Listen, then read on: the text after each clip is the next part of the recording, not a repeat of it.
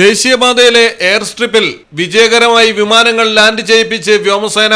വീണ്ടും കൈയടിച്ച് രാജ്യം. ആന്ധ്രയിലെ ദേശീയപാത 16-ലാണ് വിമാനങ്ങൾ ലാൻഡ് ചെയ്തത്. ദേശീയപാതയിൽ നിർമ്മിച്ച എമർജൻസി ലാൻഡിംഗ് ഫെസിലിറ്റിയായ ELF-ലാണ് യുദ്ധ ഗതാഗത വിമാനങ്ങൾ പറന്നിറങ്ങിയത്. അടിയന്തര ലാൻഡിംഗ് പരീക്ഷണമാണ് നടത്തിയത്.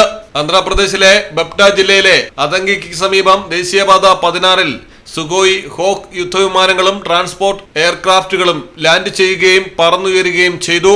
4.1 കിലോമീറ്റർ നീളവും 33 മീറ്റർ വീതിയുമുള്ള കോൺക്രീറ്റ് എയർ സ്ട്രിപ്പ് വ്യോമസേനയുടെ നിബന്ധനകൾക്കനുസരിച്ച് നാഷണൽ ഹൈവേ അതോറിറ്റിയാണ് നിർമ്മിച്ചത്. പ്രകൃതി ദുരന്തങ്ങളിൽ മാനുഷിക സഹായം എത്തിക്കൽ, വിദൂര പ്രദേശങ്ങളിലെ രക്ഷാപ്രവർത്തനം തുടങ്ങി വിവിധ ആവശ്യങ്ങൾ മുൻകൂട്ടി കണ്ടാണ് ദേശീയപാതയുടെ ഭാഗമായി എമർജൻസി ലാൻഡിംഗ് ഫെസിലിറ്റികൾ ഒരുക്കുന്നത്. വ്യോമസേനയും ഗതാഗത മന്ത്രാലയവും സംയുക്തമായിട്ടാണ് നിർമ്മാണത്തിന്റെ മേൽനോട്ടം വഹിക്കുന്നത്. News desk Malayalam television.